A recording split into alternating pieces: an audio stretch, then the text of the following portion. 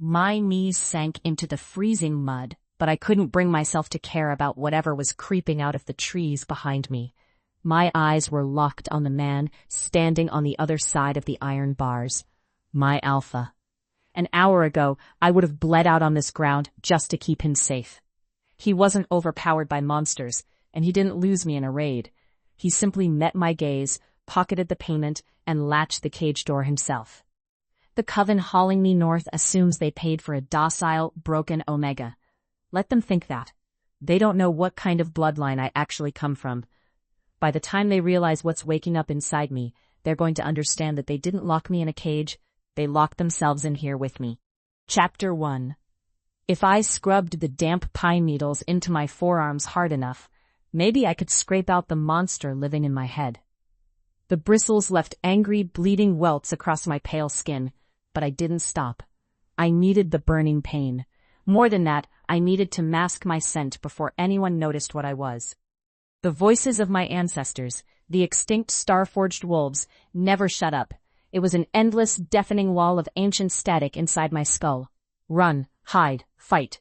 I pressed the heels of my hands against my ears until my jaw ached, but you can't block out a noise that lives in your own marrow.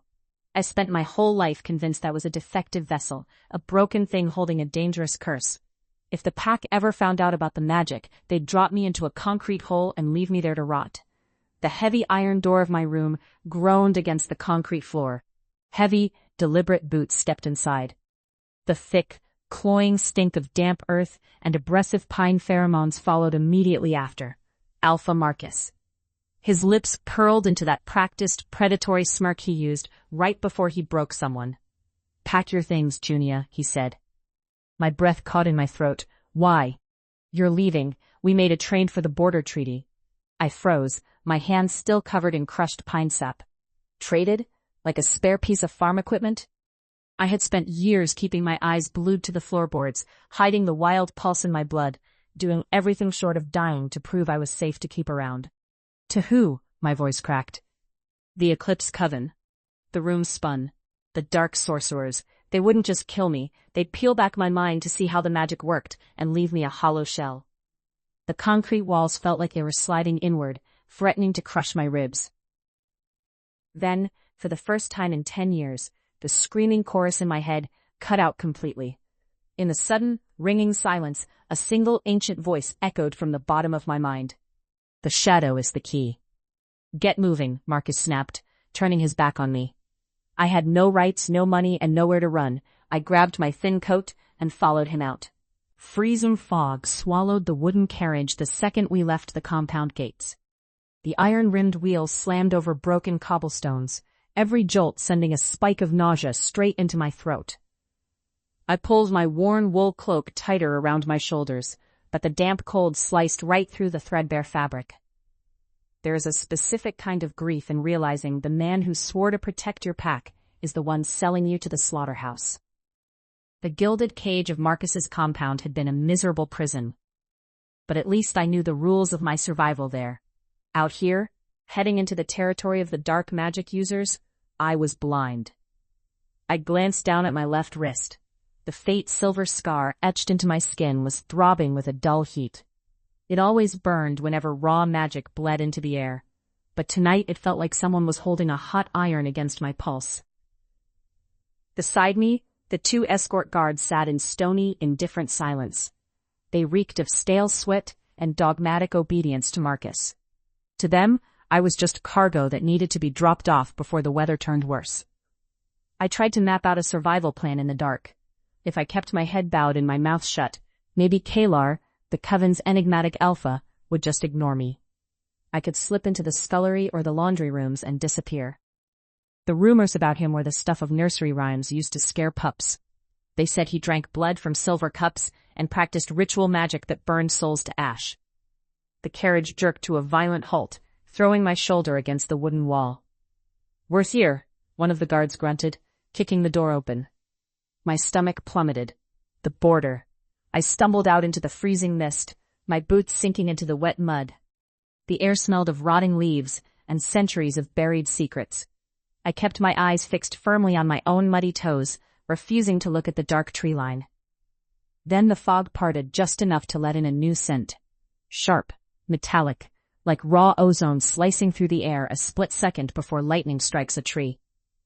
The fine hairs on my arms stood on end, and the terrified wolf hidden deep inside my chest let out a low, desperate whimper. A towering silhouette materialized from the swirling white mist. He was massive, draped in heavy black wool that seemed to absorb the ambient moonlight. Kaelar, the warlord of the Eclipse Coven. I didn't dare raise my eyes to his face. I stared hard at his mud-splattered leather boots and prayed my knees wouldn't give out. My heart hammered against my ribs so fiercely I was terrified he could hear the rhythm. "Is this the collateral?" His voice was a low, resonant rumble that vibrated straight through the damp air and into the floor of my chest. It sounded like grinding stones and distant thunder. "Yes," my guard spat, shoving me forward by the shoulder. "Take her." I locked my joints and braced for the impact of iron shackles or a rough hand dragging me by the hair. I squeezed my eyes shut, holding my breath, waiting for the familiar burn of physical cruelty. The pain didn't come. Instead, that sharp, crackling scent of ozone drifted closer, clearing away the cloying stink of Marcus's guards. It wasn't suffocating. It felt clean, electric, and strangely alive. "Look at me." It wasn't a barked command or a threat. It was quiet, steady, and completely absolute. Slowly, I lifted my chin. Brilliant golden eyes looked down at me from a face that looked like it had been carved out of rough granite. He was striking, but what caught me off guard was the sheer exhaustion lingering around his mouth. He looked dangerous, certainly, but there was no cruelty in his posture, no sneer, no leash. He extended his large, scarred hand toward me, palm up, a silent invitation. I stared at his open palm, my brain struggling to process the gesture. Why wasn't he grabbing me? Moving entirely on muscle memory and some buried instinct I didn't recognize, I lifted my trembling hand and placed my fingers against his. The second our skin met, a sharp snap of static electricity cracked between us. A shockwave of heat shot up my arm and slammed into my chest. Instantly, the chaotic screaming voices of the ancient wolves inside my skull, the noise that had tormented me every single day of my life, went dead silent. The relief was so sudden and profound my knees buckled. I gasped, staring up at him in shock. His golden eyes widened slightly, reflecting the exact same disbelief I felt. He had felt the shockwave too. As the heavy border fog closed back in around us, I realized Marcus hadn't just sold me to a rival warlord. The ancient magic in my blood had just tethered me to him. I followed Kaelar past the gates without waiting for someone to shove me. He didn't check over his shoulder to see if I was keeping up. And he didn't call for a set of irons. I just trailed his wide shadows across the wet courtyard. My stomach knotted tight as I tried to calculate where they kept the holding cells. Waiting for violence that never lands is its own kind of torture. By the time we crossed the courtyard, my jaw ached from clenching my teeth. Instead of a damp basement, we walked into a wide, open plaza bathed in soft starlight. Blue symbols were carved deep into the mountain stone, humming with a low vibration I could feel through the soles of my boots. There was no smell of rotting hay or unwashed cages, just sharp ozone and sweet, night-blooming jasmine. I stared at the back of Kaelar's neck as he walked. He had a slight, uneven hitch in his stride, and just above the collar of his black shirt, a thick web of dark, bruised veins spidered across his skin.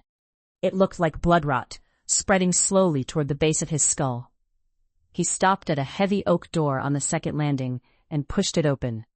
Inside was a spacious room with a fire popping happily in the hearth, and thick furs piled over a real bed. He turned and leaned his shoulder against the frame. "This is yours. There's no lock on the door." My mind stalled. "I'm a prisoner." His golden eyes dropped to my posture, my shoulders hitched up around my ears, my hands balled into defensive fists at my sides. "You're a guest," he said quietly. "Get some sleep." He turned and walked down the hall, leaving me alone in the firelight. The click of the latch sounded loud enough to crack the masonry. I froze in the absolute center of the rug. I didn't go near the fire, and I didn't take off my muddy boots. I just waited for the trick to drop. An unlocked door was always a test. Back in Marcus's pack, if you failed a behavioral test, You spent 2 days in the root cellar without a light bulb. I had spent half my life learning how to shrink myself down until I took up no space at all, just to survive his moods. The silence in the room was suffocating. Without any outside noise to ground me, the ancient static in my skull came roaring back. Danger, trap, run. The ghost wolves were pacing furiously across my brain, scratching at the inside of my forehead until my vision blurred at the edges. I dug the heels of my palms into my temples. Stop, I whispered to the empty room. Shut up, please. My chest locked up. I couldn't pull air past my throat. The heat from the fireplace felt suddenly heavy, pressing down on my lungs until I was gasping. Deep in my marrow, the raw magic I had spent 10 years trying to choke out of existence surged hot and violent against my ribs. I couldn't hold it back. A blinding flash of silver light tore out of my chest with the sound of breaking thunder. Across the room, a tall glass mirror shattered inward, raining thousands of razor-sharp slivers across the hearth and the rug. I stood shivering in the dark aftermath, staring at the ruined glass. I had destroyed his things. I had blown my cover within 10 minutes. The door slammed open. Kaelar stood in the hallway, his hands smoking with thick black ash, his eyes wide and wild. I dropped straight to my knees on the floor and curled my arms over my head, bracing for the boot to hit my ribs. The black smoke on his palms fizzled out like water hitting a hot stove. No one yelled. No heavy boots came stomping across the floorboards toward me. Instead, there was just the heavy rustle of wool as Kaelar lowered his massive frame all the way down to the floor. He sat cross-legged on the rug, right next to the scattered glass, resting his hands loosely on his knees. My brain refused to process what I was seeing. I peered up through my messy hair, my breathing shallow and erratic. "Breathe," he said. It wasn't a barked order. It was a low, steady rumble that vibrated through the floor. I shook my head, my jaw trembling so hard my teeth clicked. "I broke it. I'm sorry. I'll clean it up. Please don't put me in the dark." "Look at me." I forced my eyes up. He drew in a slow, deep breath, his chest rising and holding for 3 long seconds before he let it out in a steady, controlled stream. "Match me," he said. I tried. My first inhale was jagged and caught in my throat, but he didn't rush me. He just inhaled again, slow and deliberate, letting his clean scent of rain and ozone drift across the space between us. It felt like cold water pouring over a burn.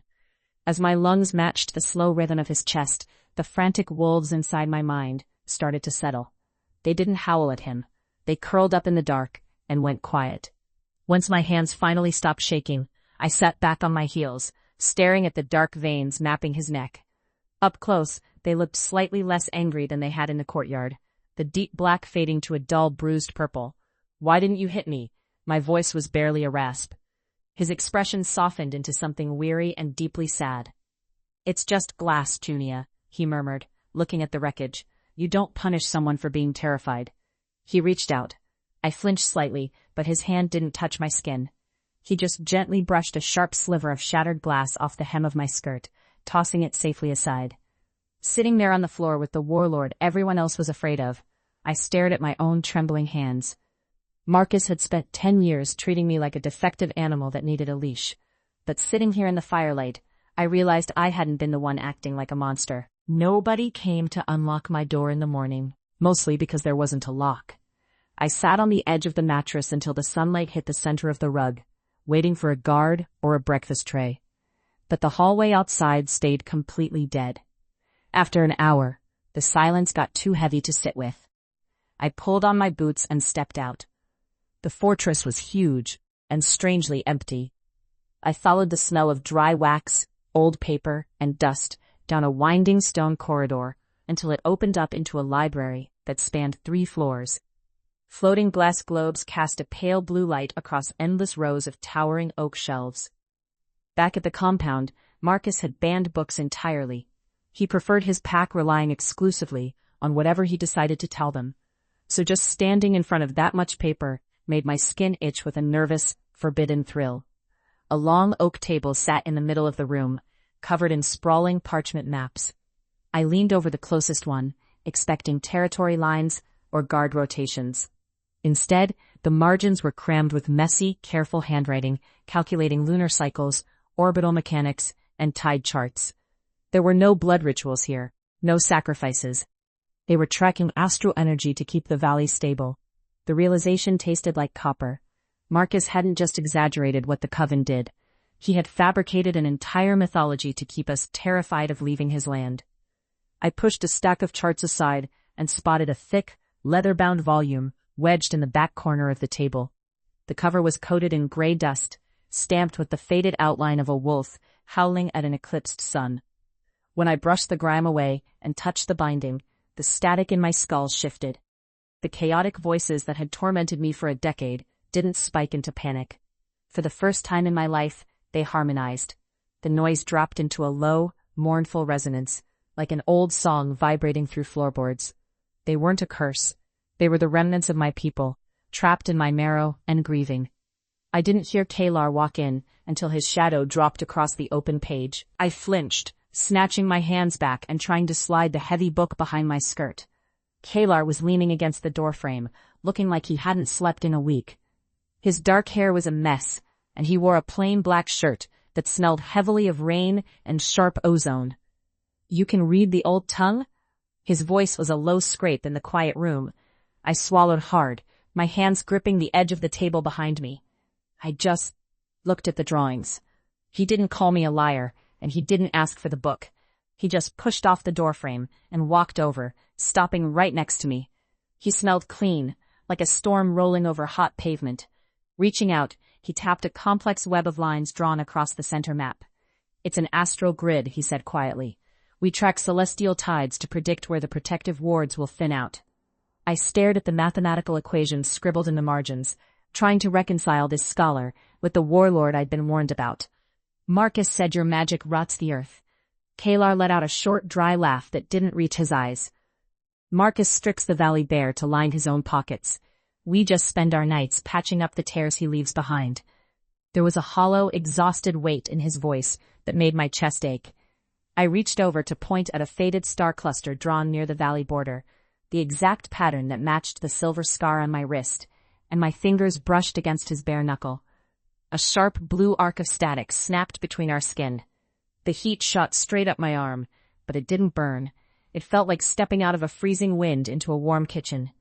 Kaelar sucked in a sharp breath and jerked his hand back, staring at his palm like it had stung him. But I wasn't looking at his hands. I was staring at his collarbone.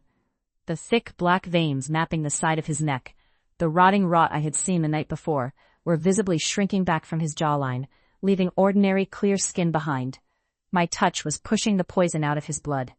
Before either of us could speak, a high, piercing alarm siren screamed through the fortress walls. The quiet of the library shattered. "Stay here," Kaelar barked. His calm vanished instantly as he turned and sprinted toward the doors. I didn't stay. If years under Marcus had taught me anything, it was that locking yourself in a room during an attack just ensures you die trapped in a burning box. I ran after his trailing shadows, my boots sliding on the marble as we climbed the winding stairs, all the way up to the open-air battlements. The frozen mountain wind hit my face the second we reached the high stone wall. Down in the valley below, a massive, matted rogue werewolf was throwing its entire body against the fortress's protective blue wards. Foam dripped from its jaws, its eyes were milky with rabies and feral madness. The glowing runes on the barrier flickered and buckled under the kinetic force of the beast. Kaelar didn't wait for the guards to assemble. He vaulted straight over the stone parapet, dropping 20 feet into the muddy grass below with a heavy thud. He threw both hands forward, and a dark, concussive wave of shadow blasted outward, slamming squarely into the rogue's chest. The beast flew backward, crashing into the mud.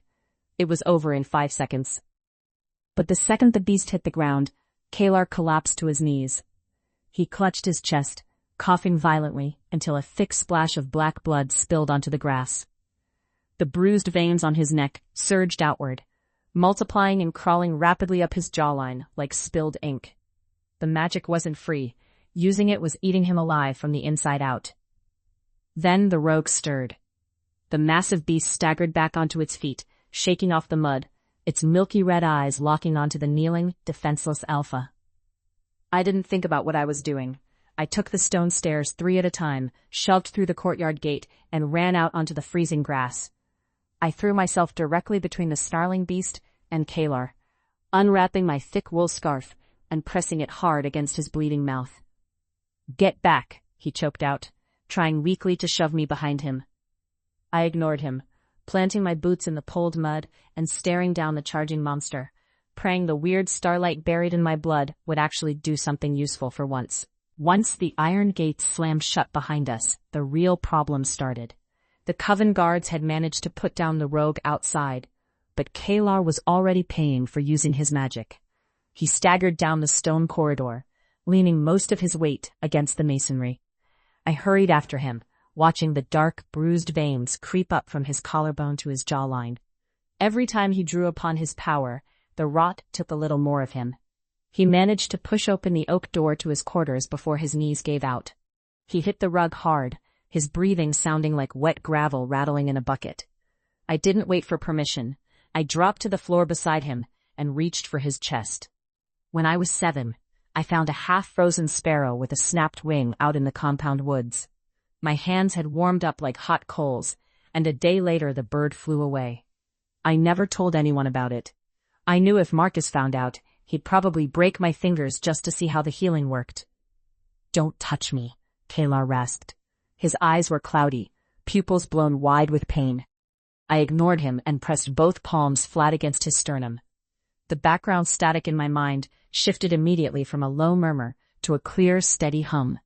Silver light spilled from my hands, soaking straight into his shirt and the skin beneath it.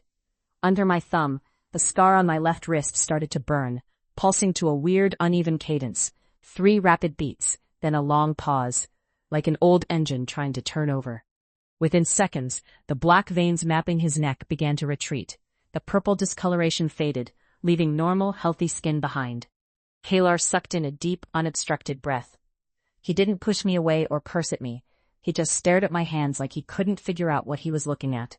Slowly, he reached up and wrapped his fingers around my wrist. "You," he murmured, his voice barely a scrape. "You're star-forged." I didn't pull back. I stayed on the rug with him, letting the silver light burn out slowly between us. The morning air was sharp and cold when we climbed up to the battlements. Kaelar didn't have his usual limp today, and the gray exhaustion around his eyes was gone. He leaned against the stone parapet and showed me how to draw the magic outward without letting it bottle up in my chest. "Stop fighting the noise," he told me, his voice calm over the wind. "They aren't trying to overwhelm you. You just have to set the direction." I closed my eyes and focused on the warmth behind my ribs, instead of the fear. A moment later, a small, pale sphere of silver light hovered an inch above my palm. I let out a short, surprised laugh, the first time I'd made a sound like that in years. Then the wind shifted. It brought the faint, unmistakable smell of burning brush and pine sap. The fortress alarm started screaming. The blue symbols carved into the stone walls flashed a hard, angry red. The floor vibrated under my boots. Kaelar moved instantly, stepping to the edge of the wall and looking down into the valley. "No," he said softly. I stepped up beside him and looked over the drop. Hundreds of men were marching out of the tree line, carrying iron weapons and heavy oil torches. The wind blew straight toward us, carrying a scent I would recognize anywhere. Aggressive pine pheromones and wet dirt. Marcus was at the front of the line. He held up a thick paper scroll, the fake border treaty he'd signed, waving it like a trophy. That was when I understood. I hadn't been traded for peace or a border agreement. I was a homing beacon. Marcus had used my magical signature to track us through the Coven's protective wards. I hadn't escaped my old pack. I had just led them right to Kaelar's front door. The courtyard below turned into a mess of shouting guards and clanking iron. Men were pulling on leather armor and hauling crates of arrows up the stairs. Outside, the invading line had already brought up a heavy pine ram, slamming it against the reinforced gates. Kaelar didn't run down to join them. He just stood by the wall, watching the numbers shift in the valley. I looked at his face and knew. We were outnumbered 4-1. There wasn't any winning this. He turned around and signaled toward the stairwell. Guards. 2 heavy-set Coven warriors stepped up, their hands resting on their sword hilts. Kaelar pointed at me. Take her down to the drainage tunnels, he ordered. Don't stop moving until you cross the southern river. My stomach dropped. No, I grabbed the sleeve of his coat. I'm not leaving. I'd spent my whole life shrinking into corners, hoping that if I made myself small enough, the monsters would look the other way. I wasn't doing it again. I can fight, I said, shouting over the sound of the battering ram below. I held up my hand, letting the silver light flare across my fingers. I have the magic now. Kaelar reached out and took my face in his hands. His palms were warm, his calluses rough against my cheeks. I know you can fight, Junia, he said quietly, his eyes locked onto mine. But I need you to survive this. Before I could argue, the lower gates gave way with a sound like thunder. Wood splintered, and Marcus's men poured into the courtyard. The 2 guards grabbed my arms, hauling me backward toward the dark stairwell. I shouted Kaelar's name, but he didn't turn around. He just dropped over the edge of the wall into the fighting below, his hands trailing dark, smoking ash. We didn't walk down the stairwell. The 2 coven guards half-dragged me by the arms, while my boots slipped on the damp stone. I tried to dig my heels into the steps, but fighting 2 fully armored warriors was useless. Behind us, the courtyard was getting loud. The heavy crash of timber, shouting men, and the smell of fresh blood drafting down the shaft. Being dragged toward a dark hole while someone else takes the hits felt too familiar. When I was 8, I dropped one of Marcus's drinking glasses on the kitchen floor. He put me out in the January snow in just a nightgown, and left me there until morning. I survived that night by curling into a ball and making myself as small as physically possible. I wasn't 8 anymore, and Kaelar hadn't put me in the cold. He had sat on the floor with me when I broke his things. The anger hit me all at once, hot and sharp. I stopped trying to pull away and planted my right boot hard against the edge of the stone step, twisting my left wrist to break the guard's grip. I didn't try to control the magic this time. I just let it out. A wave of silver light exploded from my arms with a sound like thunder in a closed room. The impact caught both guards in the chest, knocking them off their feet. They tumbled backward down the steps, their iron armor clattering against the masonry. They weren't dead, just groaning and trying to catch their breath. I turned around and ran back up the stairs, my lungs burned by the time I reached the landing. The courtyard was a mess of bodies and shattered masonry. The sweet scent of jasmine was gone, replaced entirely by iron and unwashed sweat. Kaelar was near the center of the plaza, fighting alone against a dozen of Marcus's frontline men. His hands trailed long whips of black shadow that took down 2 men at a time, but he was losing ground. As I reached the gatehouse, a heavy broadsword caught him across the back. He staggered, dropping to one knee, and the dark rot on his neck flared black, creeping toward his jawline. I ran straight out onto the flagstones, shouting his name. Kaelar's head snapped toward my voice. His face was smeared with dirt and his own blood. And when he saw me standing out in the open, his golden eyes went wide with panic. I didn't wait for him to yell at me. When a soldier in green leather turned my way, I threw both hands forward. A hard beam of silver light caught the man in the chest and threw him 20 feet back into the stone wall. He hit the masonry and stayed down. Kaelar didn't look relieved. He looked like I had just signed a death warrant. The dark rot was working faster now, feeding on the exertion of the fight. He couldn't keep his wards up while fighting off 20 men at once, and Marcus's soldiers were already ignoring him to circle toward me. They knew what I was worth alive. 2 days ago in the library, Kaelar had told me that a good alpha doesn't bleed his pack to hold onto territory. He takes the hits so they can clear the tree line. I hadn't understood why he sounded so exhausted when he said it. Now, watching him struggle to his feet, I knew what he was about to do. He didn't raise his hands to defend himself against the men moving in. Instead, he slammed both glowing palms flat against the blood-slicked cobblestones. A sound like splitting granite tore through the plaza. A thick, opaque dome of black magic erupted from the stone floor, rising in a massive hemisphere that covered the center of the courtyard. It swallowed Kaelar, Marcus, and the remaining soldiers whole, and it left me standing on the outside. The surface of the barrier felt like hot iron and smelled of scorched ozone. I slammed my fists against the wall. "No!" I screamed, kicking the stone at the base. "Let me in!"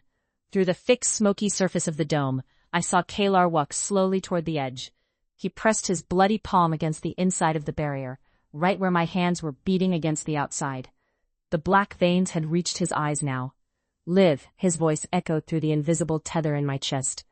Then he turned his back and walked toward Marcus. I lost whatever control I had left. I beat my fists against the black barrier until the skin on my knuckles split and left bloody smears on the magic. I screamed his name until my throat gave out, but the dome didn't even vibrate.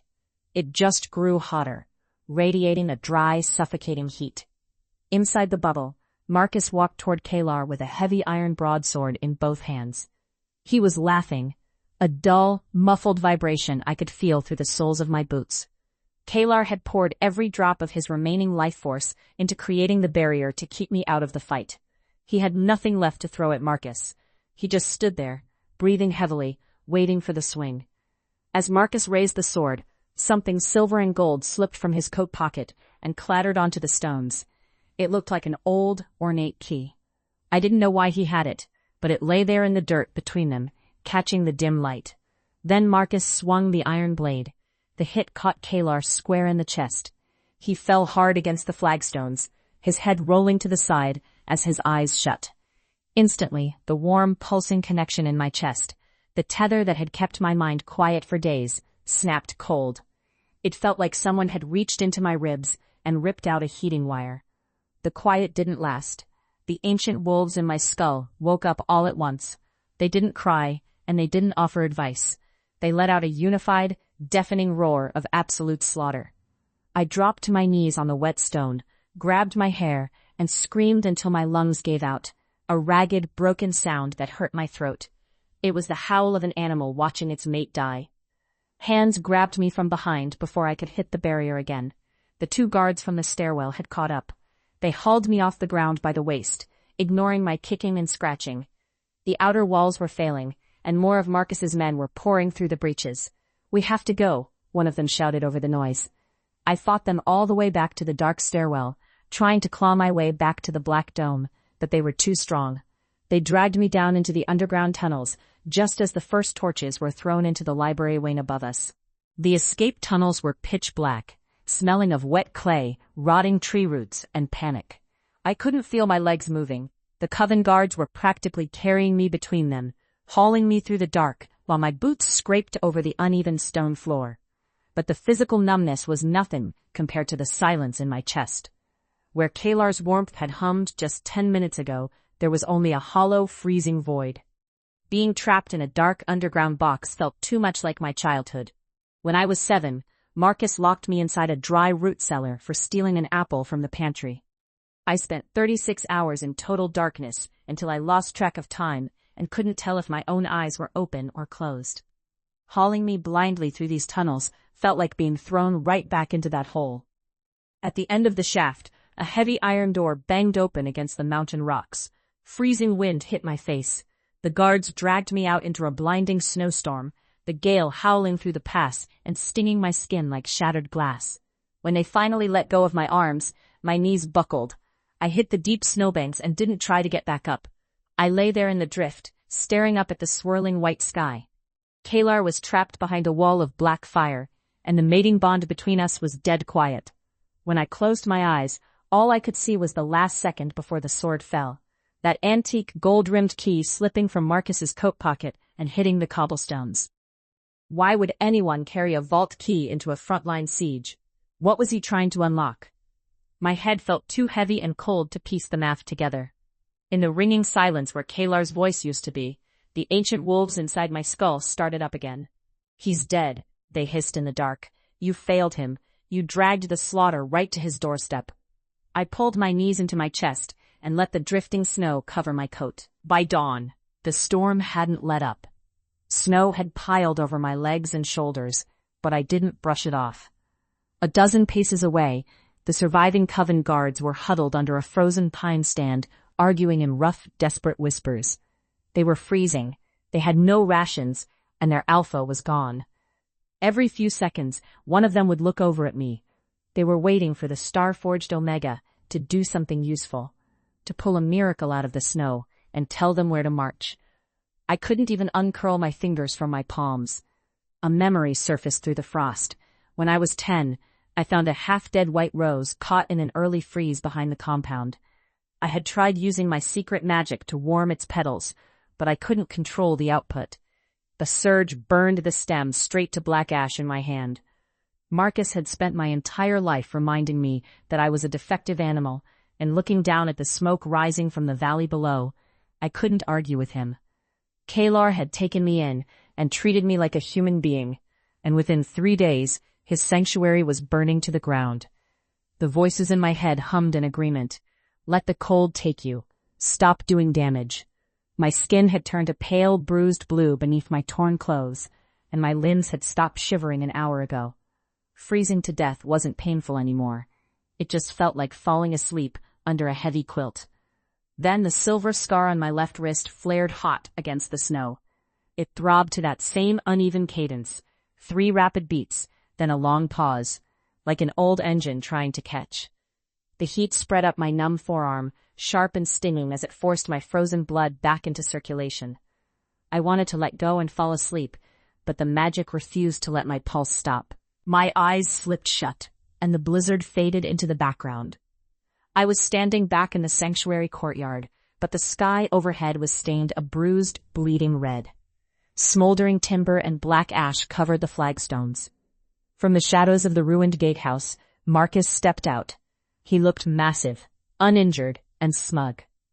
"You're nothing, Junia," he said, stepping over a broken sword. "Just a broken little vessel. Everything you touch turns to ash." I stared at his boots. "Look around," he sneered, gesturing toward the burning fortress. "Your alpha is dead because you led us right to his bed. Your blood is a plague." For 10 years, whenever Marcus spoke, I shrank down and waited for the blow to land. But standing in the wreckage of my own mind, looking at the man who had traded me like spare lumber, a sudden spark of stubborn rage caught fire behind my ribs. I thought about Kaelar sitting on the floor with me when I shattered his mirror. I thought about the rough calluses on his hands when he held my face and told me I wasn't a monster. He hadn't looked at me like a curse, and I remembered the last word he pushed through our bond before the iron blade hit him. Live.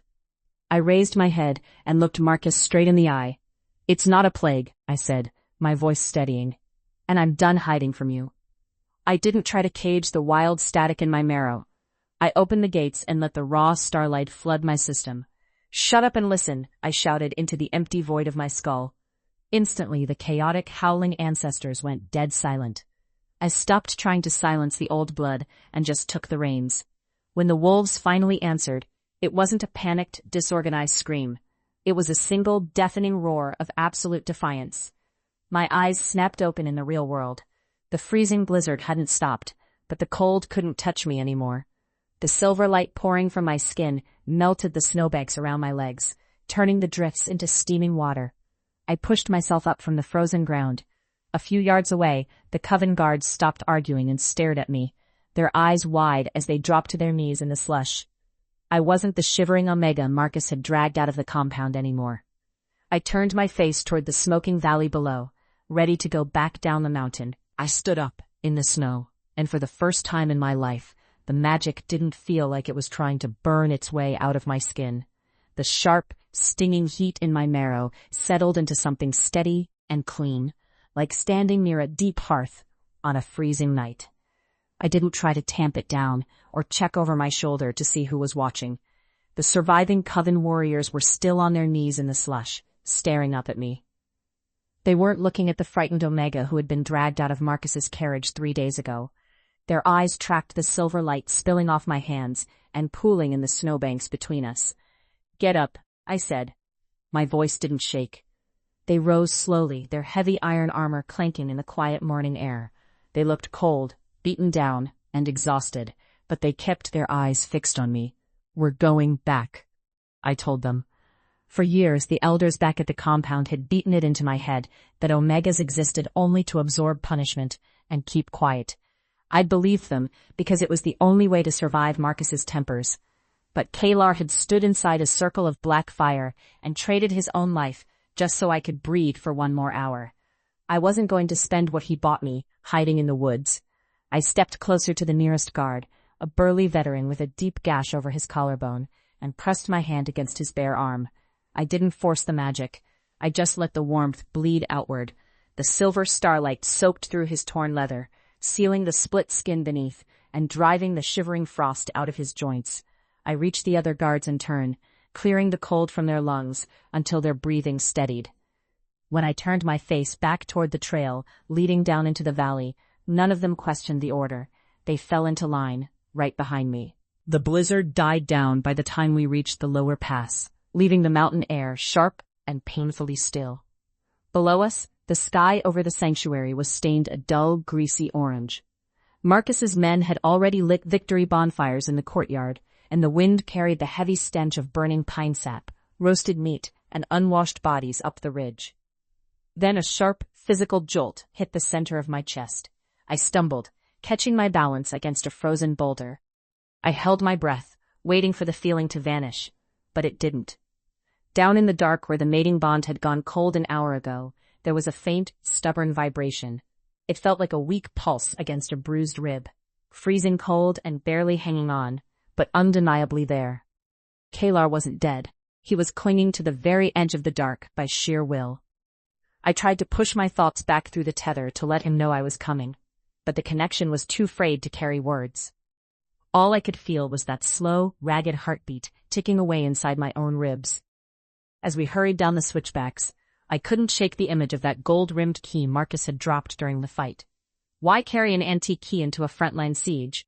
If it belonged to the sanctuary's lower vault, what was Marcus so desperate to drag out of the dark while Kaelar was trapped inside the dome?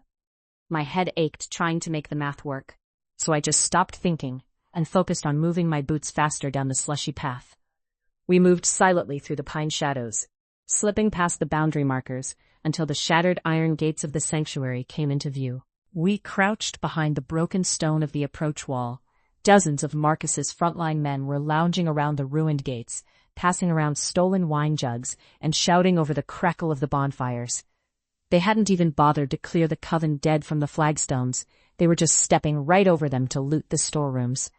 The black dome of shadow was gone, leaving the interior of the courtyard exposed and smoking.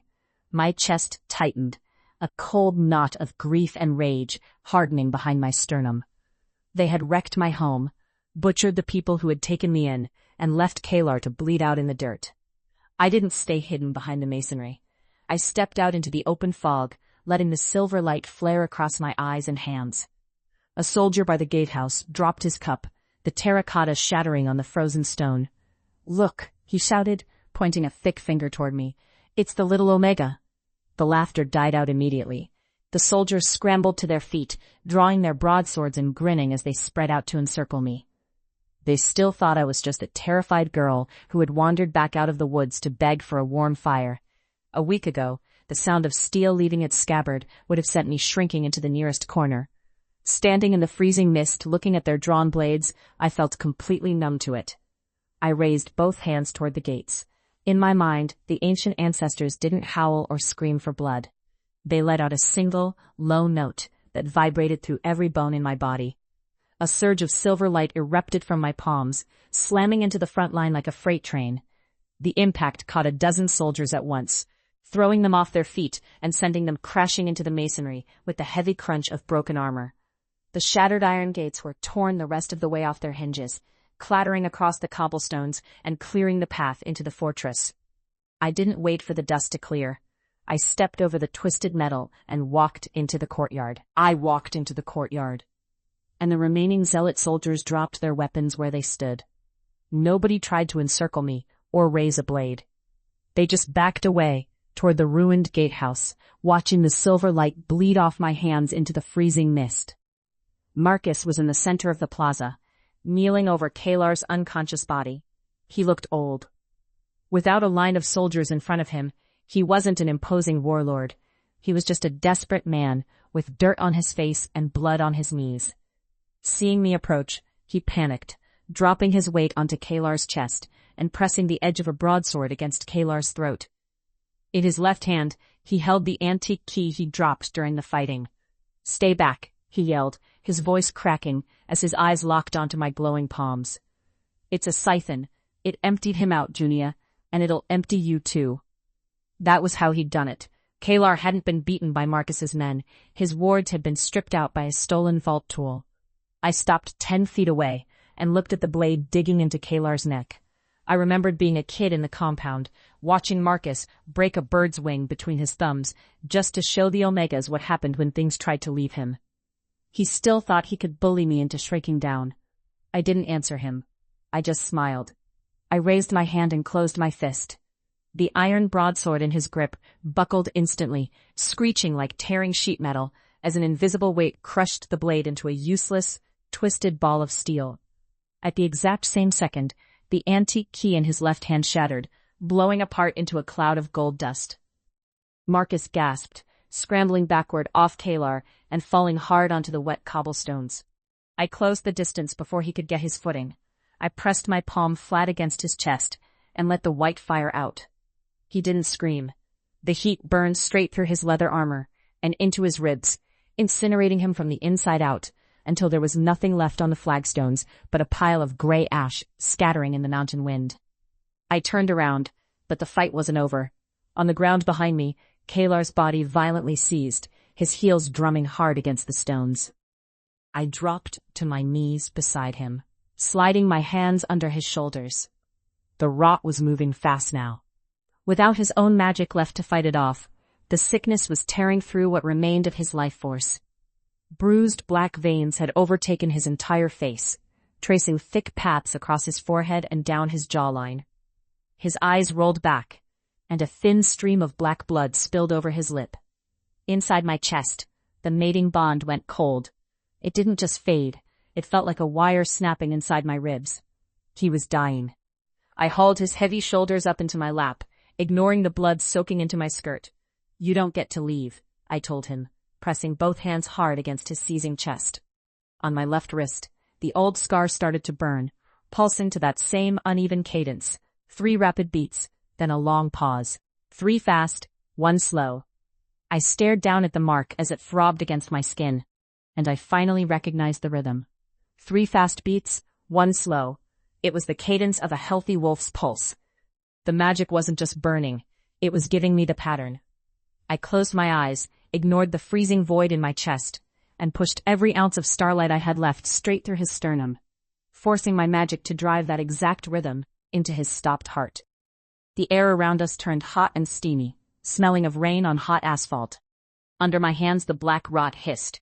The darkened veins mapped across his skin sizzled and retreated, shrinking backward down his neck and chest as the starlight burned the sickness out of his blood. Kaelar gasped, his back arching high off the cobblestones as his lungs dragged in air. An instant later, the warm, steady hum of the mating bond snapped back on inside my chest, hitting me hard enough to make me dizzy. His breathing slowed, settling into a deep, steady rhythm. When I whispered his name, his eyes opened. The cloudy pain was gone. The gold in his irises was bright and completely clear. He blinked up at the sky, then slowly turned his head to look at me. He reached a heavy hand up to touch my cheek, his thumb brushing over a cut on my jaw. "You came back," he rasped. I leaned down and kissed him hard, tasting iron and rain, letting the rhythm of his pulse anchor me to the stones. By the time the snow cleared in late spring, the compound looked completely different. I stood on the stone balcony of Marcus's old pack house, resting my elbows on the railing. The heavy, dark banners that used to hang over the courtyard had been torn down and burned weeks ago. In their place, clean silver fabric caught the afternoon breeze. Down below, the guards weren't running punishment drills. They were repairing the lower boundary walls and framing out new housing. I wore a simple white dress that didn't restrict my stride, and resting on my hair was Kaelar's heavy obsidian crown. We'd taken it to the smiths after the siege, having them run thin, delicate veins of silver starlight straight through the dark volcanic stone. I didn't feel the need to keep my hands hidden in my sleeves anymore. A familiar scent drifted up from the lower doors, sharp ozone and clean rain. A moment later, heavy boots stepped onto the stone balcony, and a pair of wide arms slid around my waist from behind. Kaelar pulled me back against his chest, dropping his face into the curve of my neck. He took a long, deep breath against my skin, letting out a low rumble in his throat that made the back of my neck prickle with heat.